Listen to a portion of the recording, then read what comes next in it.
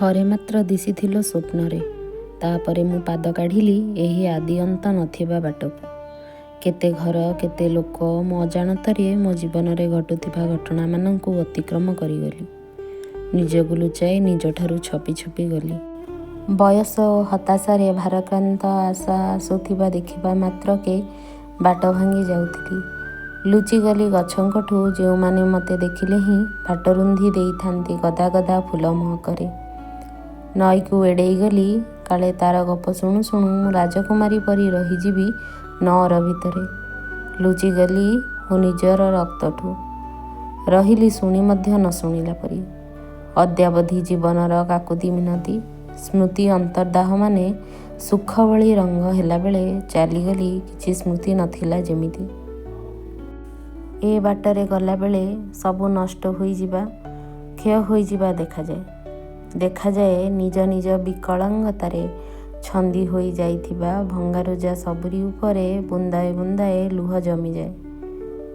ସମୟେ ସମୟେ ଇଚ୍ଛା ହୁଏ ରହିଯାଆନ୍ତି କିଛି ବେଳ ପ୍ରତ୍ୟେକ ପାଖରେ, ଆଉଁସି ଦିଅନ୍ତି ତାକୁ ମୋର ଯାବତୀୟ ମୁଲାୟମ ଅନୁଶୋଚନାରେ।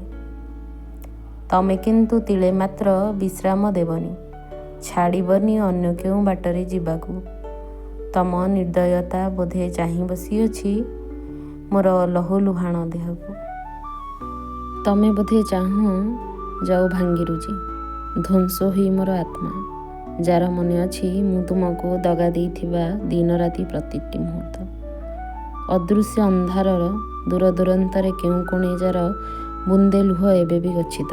ମରି ମରି ଆସୁଥିବା ଜହ୍ନ ପାଇଁ, ବୁଢ଼ାବୁଢ଼ୀ ପରି ଦିଶୁଥିବା ବାଳକ ବାଳିକାଙ୍କ ପାଇଁ, ଦିନକର ଉଜ୍ଜ୍ୱଳତା ମନେ ପଡ଼ିବାର ଓଜନରେ ଯେଉଁ ଫୁଲ ଚାହେଁ ନଇଁ ନଇଁ ତା ପାଇଁ ଓ ଅସ୍ଥିର ପାଇଁ।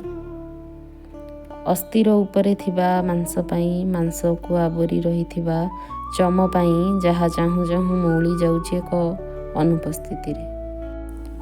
କିଛି ସହିପାର ନାହିଁ, ଫୋପାଡ଼ି ଦେଇଛ ଏପର୍ଯ୍ୟନ୍ତ ଘଟିଥିବା ଘଟଣା ସବୁକୁ।